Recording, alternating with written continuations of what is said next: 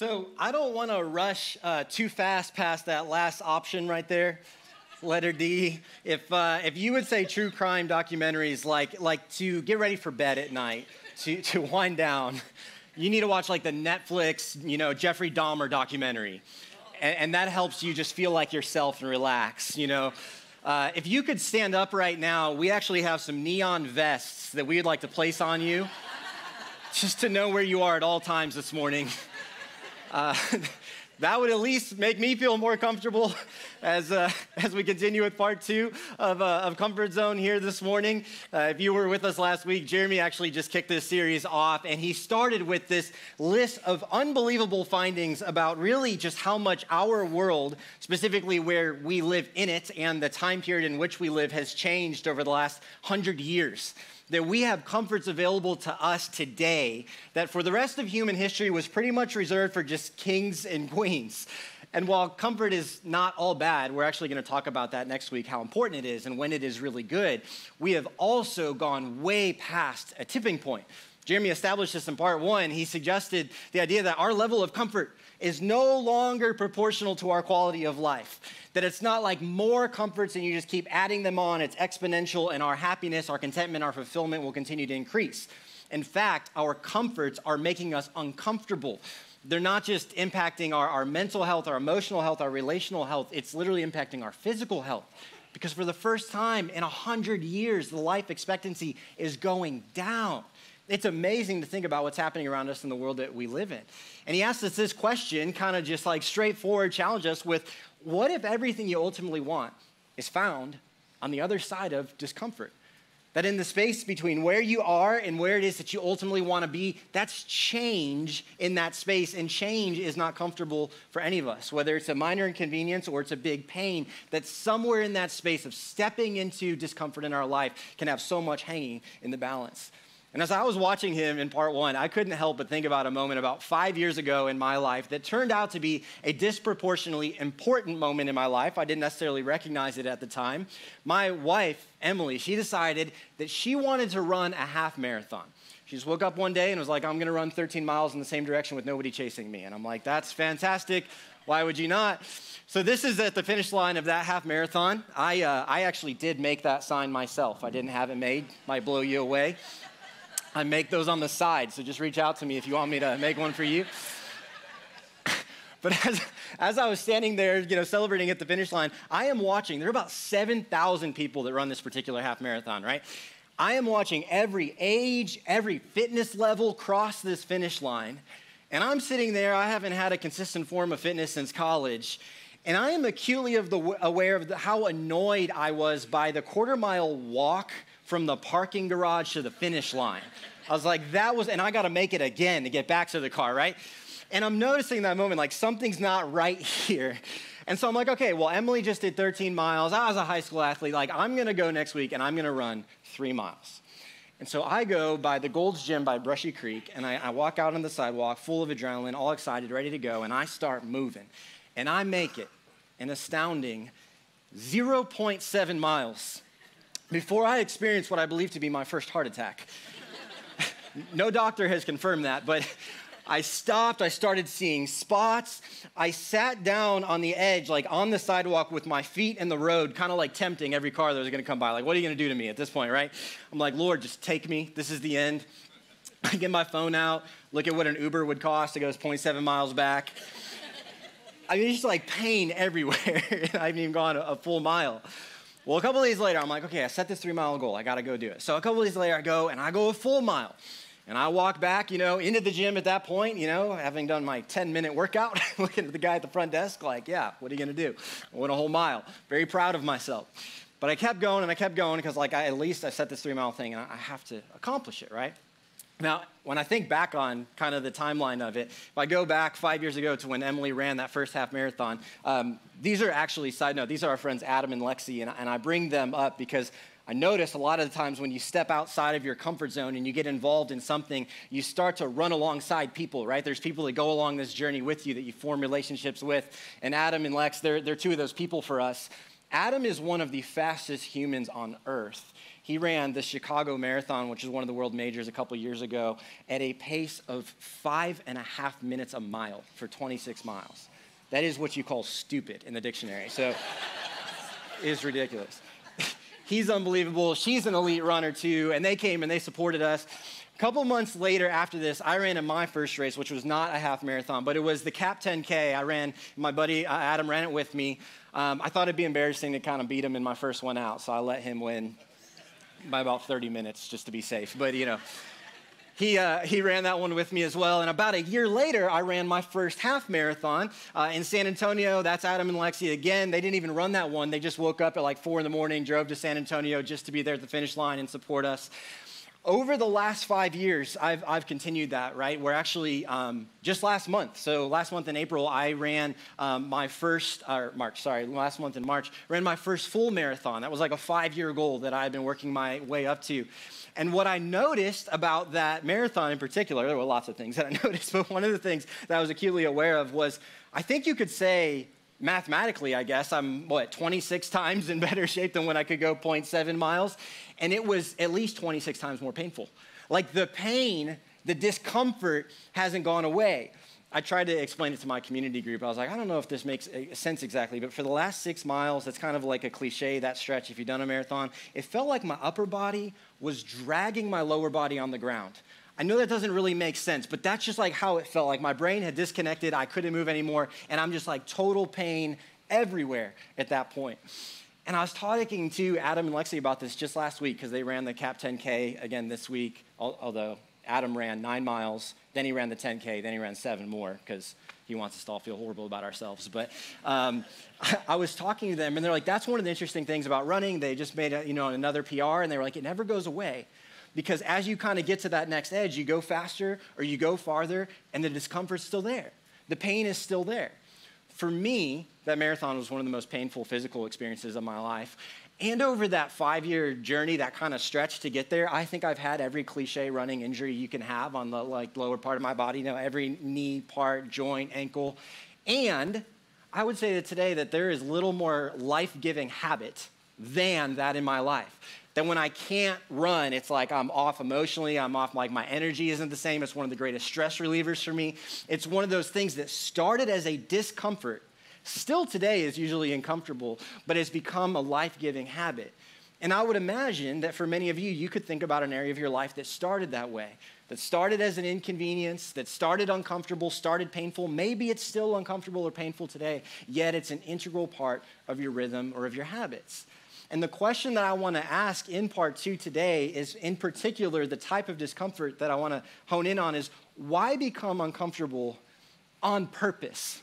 There's obviously some discomforts that come our way in life that are totally out of our control, but why initiate some of the more uncomfortable things in our life? And specifically, this isn't so much a part 2 as it really is like a 1.5. Jeremy alluded to this a little bit at the end of last week, talking about presenting some practical ways to get uncomfortable in our faith. And I'm going to talk about that here today. Really, we're going to talk about a principle that I think is transcendent to kind of all areas of life, regardless of where you're at in your faith journey.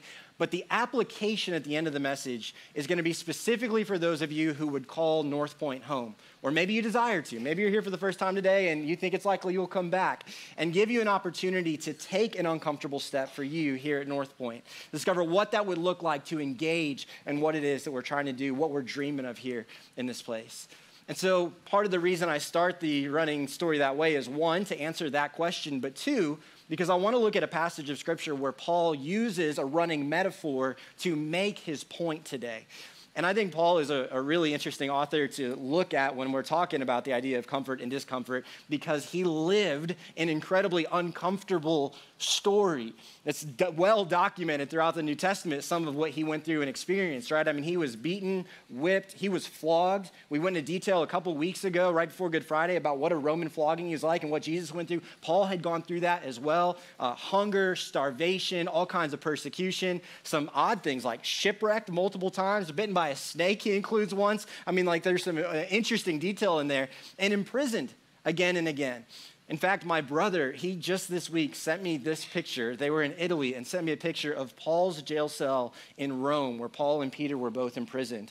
And I think it's amazing because sometimes in the context, we think and picture a modern day prison, not that that's a 5-star hotel necessarily, but this is a totally different type context. They were pits in the ground and everything was in there that you would expect. Growing, you went to the bathroom where you would expect. I mean, just like a brutal, horrible existence. And Paul writes 4 of our new letters in the New Testament from an environment like this. And so when he leans in on suffering or when he leans in on getting uncomfortable, it's definitely something that I personally pay attention to. And I want to share a passage with you that is core to why we do what we do here at Northpoint, core to our mission and vision. And it's in 1 Corinthians 9 that Paul is writing. In verse 19, he says, "Though I am free and belong to no one, I have made myself a slave to everyone to win as many as possible." Okay, so Paul, it sounds like numbers matter to you. Maybe numbers are something to be celebrated. Yes. How many numbers? As many as possible. Why? Because every number is a person made in the image of God and is somebody for whom Jesus died.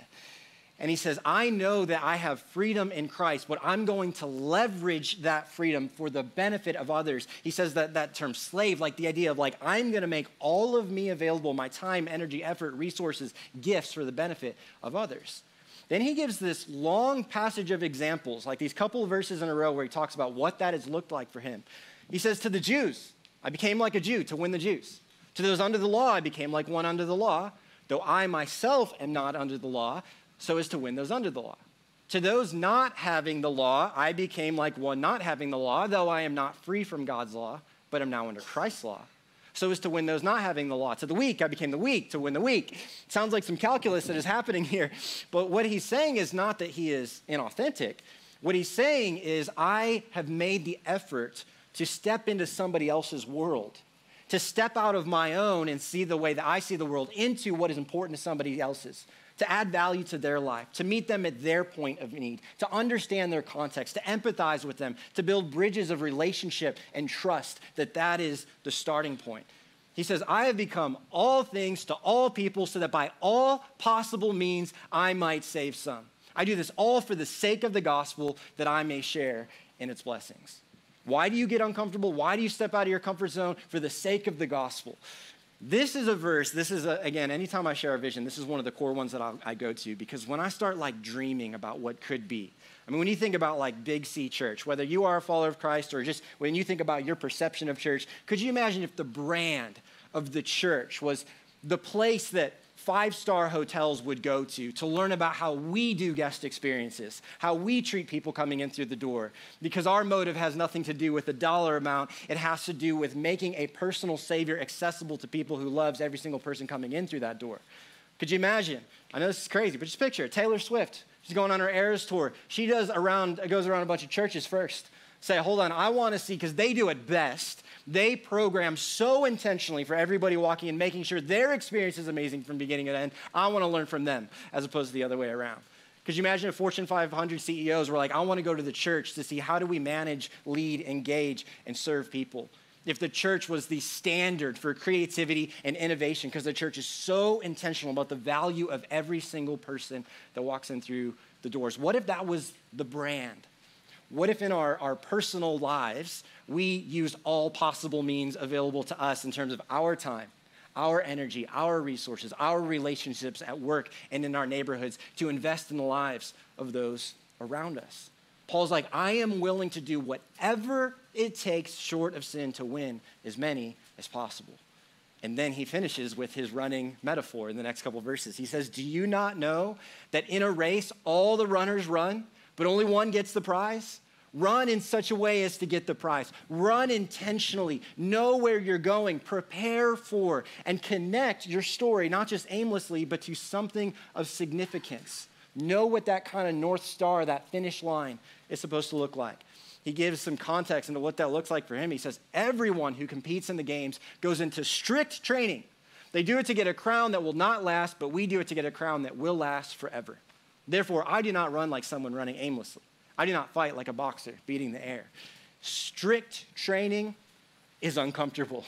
Strict training is doing what is right, what is necessary, what is required when we don't want to, when we don't feel like it emotionally, when we're not motivated, when we're tired, when it's inconvenient, when it comes at a cost. He says, I do this for the bigger purpose of sharing in the blessings of the gospel, sharing in the results of seeing somebody place their trust in Jesus. He finishes it this way. He says, I strike a blow to my body and make it my slave so that after I've preached to others, I myself will not be disqualified for the prize. That he aspires that his life and his character would line up with what it is that he would preach. And so that he wouldn't be disqualified, the message he's sharing with others because of the way that he lives his life, not be disqualified from sharing this blessing that God has for him when he lives his life intentionally in this way. For me, this passage being one of the kind of inspiring pieces behind our vision is why I think our vision is really an uncomfortable vision, which is to make Jesus relevant for everyone in Greater Austin.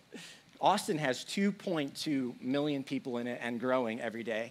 About 1.8 million of those people are not actively engaged in church. So to stand up here and say our vision is to make Jesus relevant for everyone in Greater Austin and say it seriously, like that's something that we believe is possible, is an uncomfortable statement.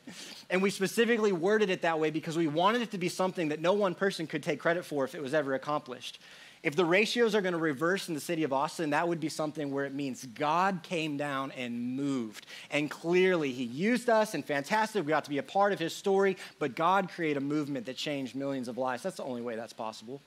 It's uncomfortable because it means it's not going to be accomplished by a couple people talking or singing on stages and a short, small, kind of 10% overworked group of volunteers. No, it would take every single one of us engaging with our unique gifts and our unique talents and contributions and influences and resources and thousands of people that aren't even here yet, if that's ever going to happen. It means all of us are required to get on the front lines. That's not a job that somebody else is going to take care of or fix. That is uncomfortable. But apparently, Paul says we should dream of as many as possible understanding what Jesus has done for them, and we should use all possible means available to us to see that actually happen. Part of the reason that, to me, it's amazing that Paul is the one who says this is because he intentionally sought out discomfort. He left a life of peace and power, both politically and religiously, with his role as a Pharisee. We actually know who trained Paul, and he was one of the most influential Pharisees at the time, which means Paul probably had a lot of resources. He was probably well connected, and he could have stayed in that place of comfort and power his whole life, but he didn't. He subjected himself to everything that we listed on purpose for the sake of the gospel. And as much as his words inspire our vision, I know that it is his Savior that ultimately inspired the way that Paul lived his life. I think about, for example, a couple of different instances. We see the disciples argue 3 different times in the New Testament, and they all disagree. They're always arguing about the same topic. Interestingly enough, it has to do with the idea of greatness. But apparently the one thing they couldn't decide on is what does it mean to live a great story? What does it mean to live a great legacy? And 11 and 12 of them or so are teenagers. One of them, probably Peter, was early 20s. And so they're thinking about this. They want to be significant to Jesus. They want to be remembered for something significant. And I think it's something that is relatable for all of us because it doesn't mean we all necessarily want to make millions of dollars or be famous, but it does mean at least whatever we care about or are passionate about, we want to be great parents, great spouses, great friends, great in our profession, great in our slice of the world. It's a desire that is core to the human experience, and the disciples are arguing about this, and they specifically ask Jesus the question, and rather than Jesus shutting it down, rather than saying you shouldn't aspire to that, rather than even pointing to himself or some great hero of the past, the first thing he does in Mark in answering their question of what does it mean to be great is he takes aside a child. And it says that then he put a little child among them, taking the child in his arms, and he said to them, anyone who welcomes a little child like this on my behalf welcomes me. And anyone who welcomes me welcomes not only me, but also my Father who sent me. If you are here and you volunteer in Wambaland, Upstreet, Transit, Inside Out, this is probably one that you should memorize, that you should print out and put somewhere, that you should save digitally on a screen you're going to look at often. To think about when you're sitting in front of that child or that teenager, you are having something that is transcendent take place in that interaction as you invest in, care for, love, and lead that kid. It's like saying it's not just welcoming them, you're welcoming something so much bigger. Jesus says it's like you're welcoming me, like you're welcoming my Father. That's what's at stake. And Jesus specifically grabs the only generation that would have been younger. He takes only generation that would have been younger because he's talking to these teenage disciples, and he goes and gets the generation that's coming after them. And he says, this is the example. In a society where kids were basically like subhuman. They didn't have validity until they made it into adulthood, because so many honestly would not. And so he grabs that example, takes that example and says, I am going to point to this as what it means to be great. When he answers the same question in Luke 22, he gets very straightforward and he says, those who are the greatest among you should take the lowest rank, and the leader should be like a servant. Not that you shouldn't aspire to greatness. Not that that's not an okay aim for us, but we need to frame what does it actually look like. And apparently he was introducing a concept that flipped the world upside down. Today, if we think a concept of like servant leadership is just normal, it's what you'd expect. You've heard it lectured about in school or in business school or whatever. When you think about that, it's like, okay, yes, because our culture has been so influenced by the words of Jesus. Before him, this was a radical concept that nobody would have introduced. The whole point of having power or influence was specifically so you could advance your kingdom, advance your territory, so you could tell people exactly what it is that you wanted them to do. And Jesus is like, nope, in my kingdom, it's going to be the exact opposite. I think you could phrase it this way. You could say, to live a great story, show up on the pages of someone else's. That if you really want to be remembered as great, if you want to know that you are living a great story, it means stepping out of our comfort zone and into the world of somebody else like Paul did, and showing up maybe as a sentence, maybe as a whole chapter, a whole section of somebody else's book or story that is being written. I think another way to say this is what we kind of say all the time here at Northpoint. If you want to be great, it's what we tell our captains and our students. If you want to be great, serve. Like in one line, this is like the very simple marching orders. This is the key to what it means to be great. And it ties back to what Jeremy talked about last week, right? Because this is the concept. He said in week 1 that to step into an uncomfortable space is to create space to rely on our Heavenly Father in a new way. That's why discomfort is so important, not because God is like testing us or lecturing us up in the sky. It creates a new space for us to rely on him in a new way. This is the same kind of concept, that to say, I'm no longer living for just my story. That's not a high enough aim. I'm connecting my story to his story. I'm playing a small part of what he's doing in the world. When you do that, when you take that kind of a step, there's a meaning, a hope, a purpose that transcends as you connect your story to a greater story.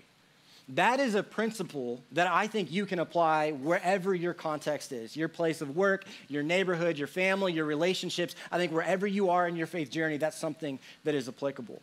But for the last bit of our message here today, I specifically want to talk about, like I said up front, I want to talk specifically about what does it look like to take that step here at Northpoint. If you have called this place home for a while and wondering what it looks like to engage, if you're newer here and wondering what that kind of next step is, I think practically here, when we think about that vision, when we think about those kind of Paul-inspired words, would be to be who showed up for you or who you wish would have. Typically, when I think about people that have taken a step and engaged and serve and lead and volunteer in incredible capacities, it's one of these two motivations that are so core. For me, it actually happens to be both. I think about when I get to spend time with our high school students, I think about my time in high school and all of the different leaders that showed up for me and radically transformed my life. And I so desire that for our high school students because I know how important it was for me. When I get to hang out with Transit or in one of our Wamba off-street environments, there I'm just wishing what I would have. I'm thinking about what I wish I had because I didn't grow up in church and I didn't have those environments and those leaders investing in my life. And I just sit there being like, man, I want to create that because I see the importance of it. For me, there are so many people that I could think of that have taken that step, that have kind of fallen into that place. One of the people that just exemplify this so much for me is somebody like a Chris McSorley. When I showed up to Inside Out, what was about 14 years ago now, our high school environment, I had gotten invited by, who is now my wife, Emily, and I just thought I was going to hang out with this cute blonde the whole night. That's pretty much the last thing that happened. I didn't see her mostly the whole night. And so Chris, he had a long kind of uphill battle because, first of all, I didn't want to be there for all the church reasons. I was like, this place is weird, especially back then. We're like singing to this projector on a wall. I'm like, what the heck is this? This is why I don't go to church. And then I'm like, Emily, I haven't seen her the whole night. And my life personally at home, my family was kind of blowing up. I hadn't been in church in 10 years. Like there was all of these reasons that I came in with this angst and this distrust. And then I sat down with Chris as the small group leader, and there was one other guy there that night. So now it's all awkward. I don't know anybody. These are my friends. And like, I'm going to have to sit with this guy, Chris. And he immediately just takes interest in my life. Like he was so excited that there was, the group had doubled, right? He's so excited that I had like shown up, and he was interested, like asking questions about me. I'd never seen somebody like just take that like first meeting and like who seemed to actually care about who I was and what I was experiencing. There's nothing where I like felt out, like left out or awkward because I didn't know, or I didn't know like all the pieces or the songs or the stories or anything like that. He genuinely was just grateful because I was there. Part of what's amazing about Chris is a production guy who stepped up into a small group leader role because it was what was needed that night. And for week after week, I would come back and Chris would remember my name.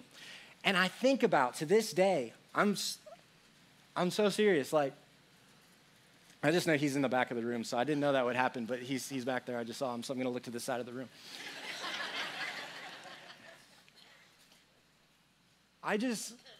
Chris worked at Apple at the time, and if he had been too busy, if he had just decided, like, I've got my own family, I can't give another night of the week, I have no idea what my story would have ended up looking like.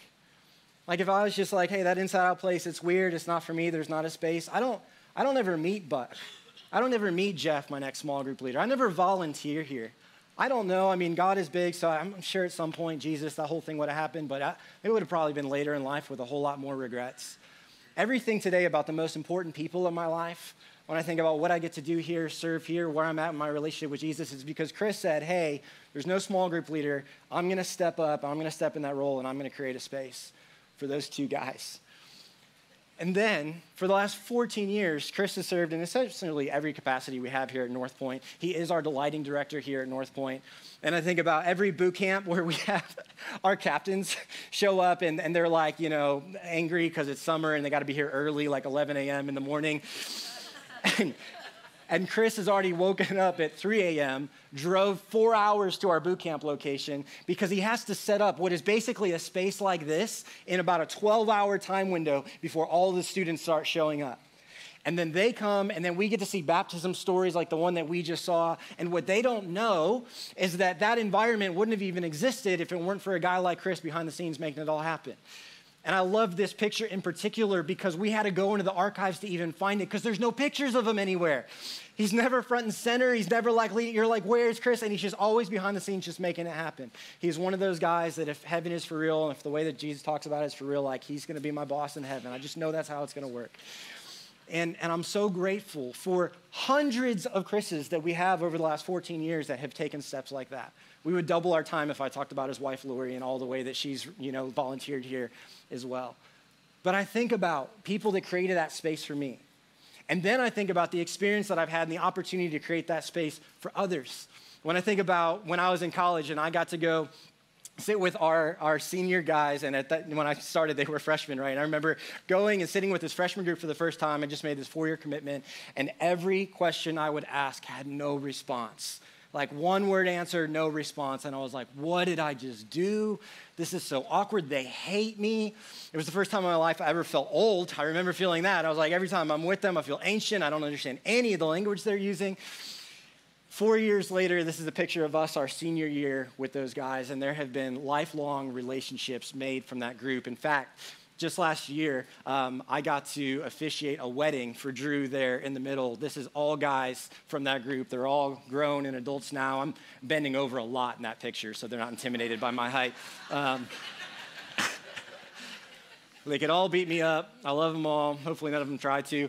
But I think all of them would stand up here and affirm that group over 4 years was a life-changing type group and experience for them. For me, I think it was doubly impactful on me getting to be on the other side of those guys. And I think today what inspires me just as much as who's created spaces for me and the experiences that I've had connecting to groups and to people and being part of something bigger than me, what I today dream about just as much is the future of what will be. When I think about, we talk a lot about Gen Z, but Gen Alpha is who's here. In our Wombaland and Upstreet environments, that's all Gen Alpha and about half to maybe all of transit based on what sociologists you look at. Gen Alpha is here. They are the most globally connected generation that's ever lived, and they are a generation that more than any has ever lived will influence up. So what that means, like think about, you have grandparents on Facebook today because millennials got on Facebook, right? And influence up. Well, Gen Alpha, because growing up as digital natives, they will influence who has gone before them more than any generation that's ever lived. And when I think about kids right now, over and Upstreet, like our environments are happening as we speak, 50% of them, if the statistics are right, 50% of them will walk away after their senior year of high school.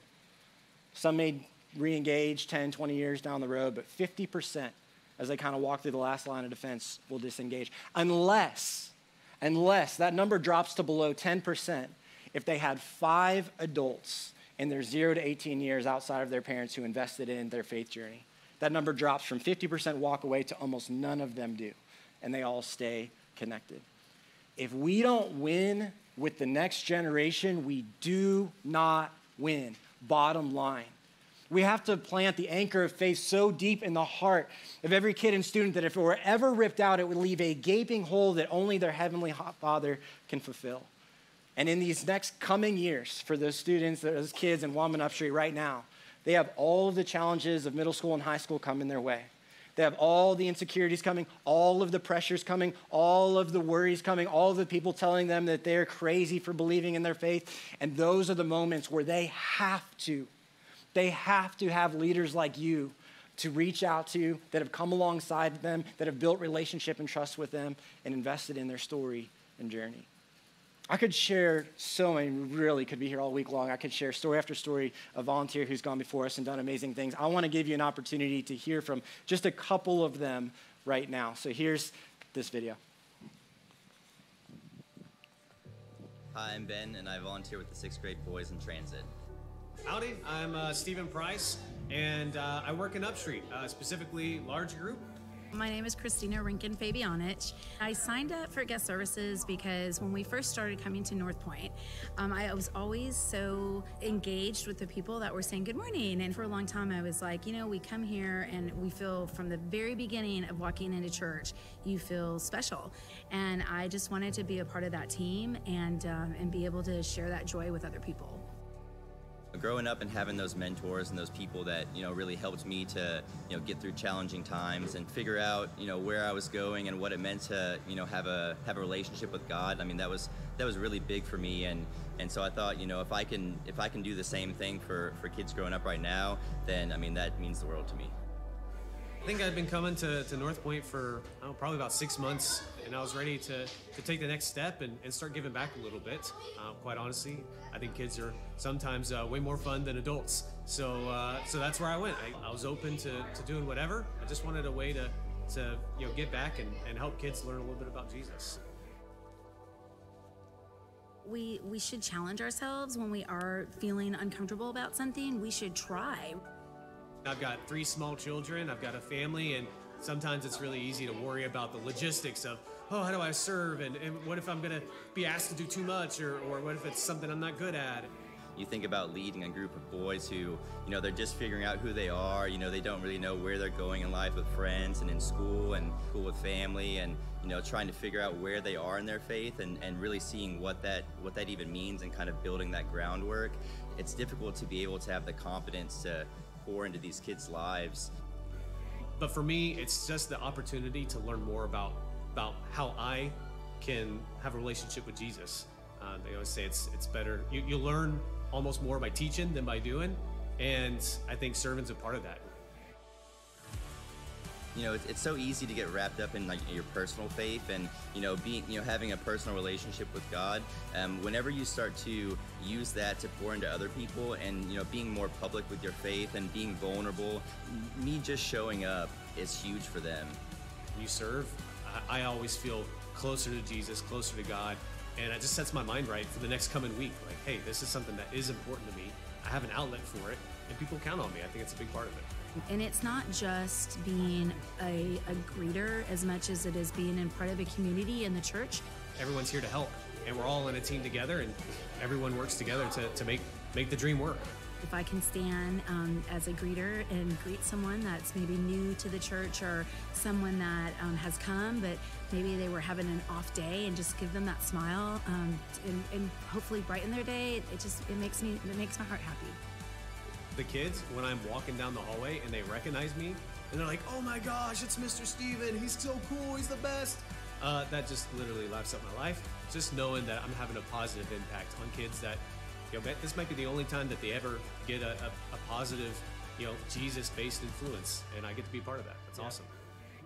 They meet me with smiles. They, "Hey, what's up, Ben?" Hand claps, the whole 9 yards, and it's like, that's something that you don't think of. Like just the act of showing up and being there and being vulnerable in what you're doing is so huge to people, and it gives me this huge sense of purpose and sense of that I'm doing something that's more than just myself.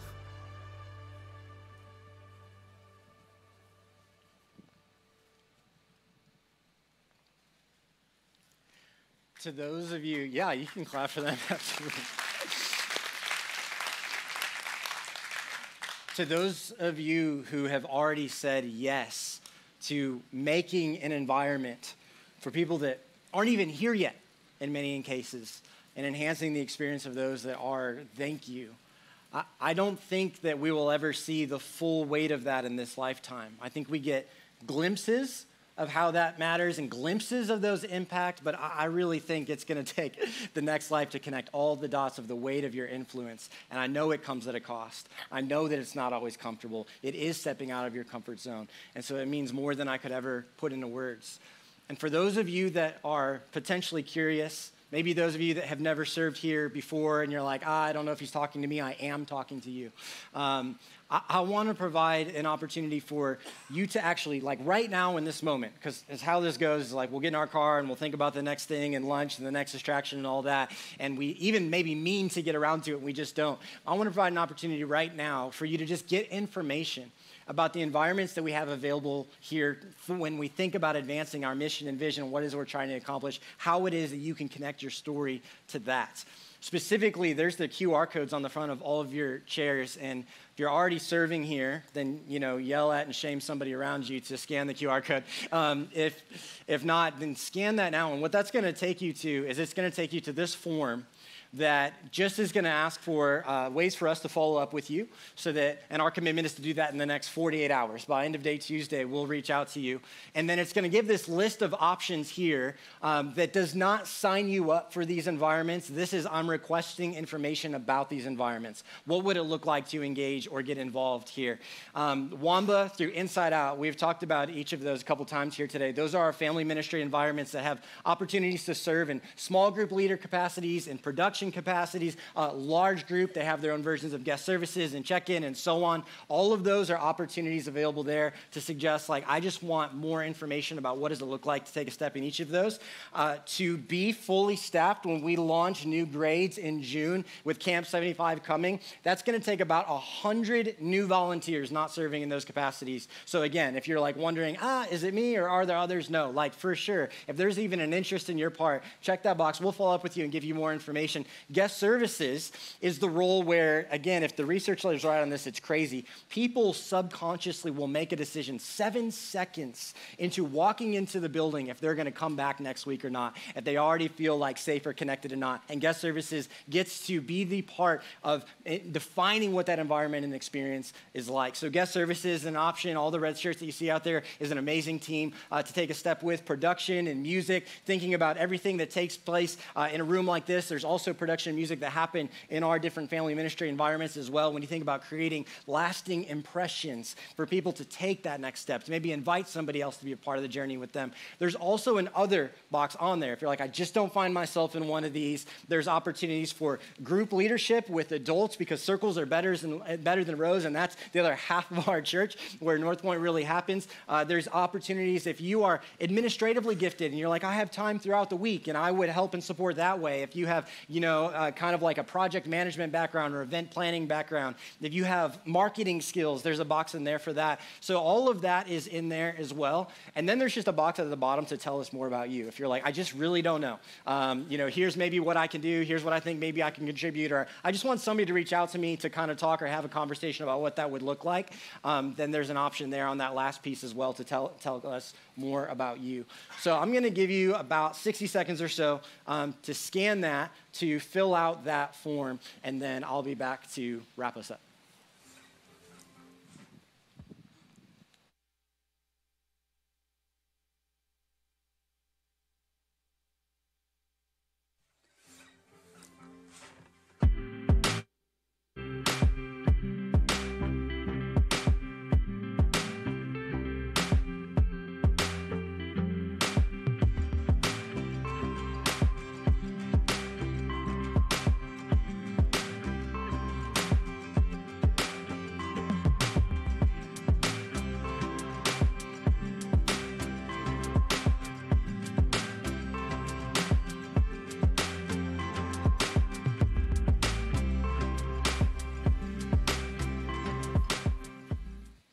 One of the greatest ways to connect our story to a greater story is to show up on the pages of someone else's. I'm so grateful for those of you that do that and are considering taking that step, learning more about it. I'd love to pray for us as we wrap our time today, and we'll head out of here together. Father, thank you that you have given us an opportunity to be a part of your story, that you've designed us in such a way that you've given us gifts and abilities and talents to connect our story to a greater story. And God, I know there's so many reasons that come up, not knowing where to connect, feeling like we're too busy, whatever it might be. But God, I don't think there's anything more significant that we could do in our lives than connect our story to yours and what you're trying to do in the part of the world we've been called to. So God, would you continue to move in our hearts, God, to convince us to take that step. And we're so excited to see what you have in store as a result. We love you. It's in Jesus' name that we pray. Amen. Thank you guys so much for hanging. We'll see you next week for part 3.